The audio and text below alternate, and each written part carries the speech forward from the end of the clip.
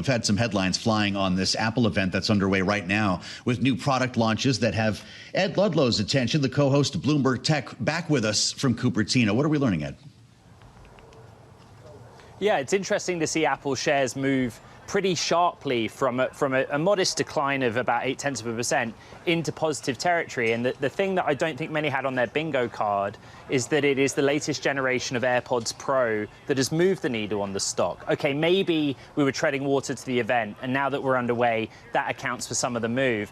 But the AirPods Pro that they've announced has two capabilities that appeared to move the needle for the market. One, simultaneous translation. It was also interesting to see shares of Duolingo pair their gains markedly.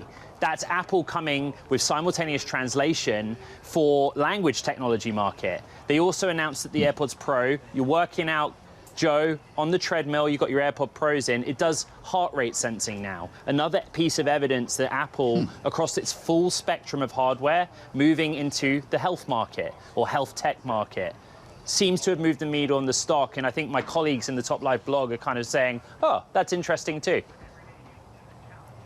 When it comes to comparing different pieces of the Apple offerings, whether it's the AirPods Pro or this latest version versus the Apple Watch, what's the juicier launch at the moment, Ed?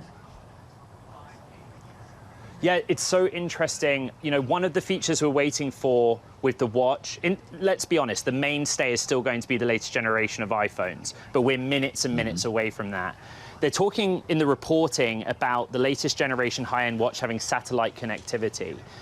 In the market context, that puts Apple in competition with Garmin, which many listeners on this show and viewers of this show, they may use in the extreme sports context, or they might be world explorers in the remotes of the world and they want to be connected through their high-end fitness watch. It's just more evidence that Apple is moving into very specific niches and expanding the capabilities of its hardware to move into those markets that it might not traditionally pay in at a higher price point. A lot of emphasis in the world of technology right now about a phone and a smartwatch's ability to communicate with the satellite outside of the cellular network. It opens up doors for a lot of markets.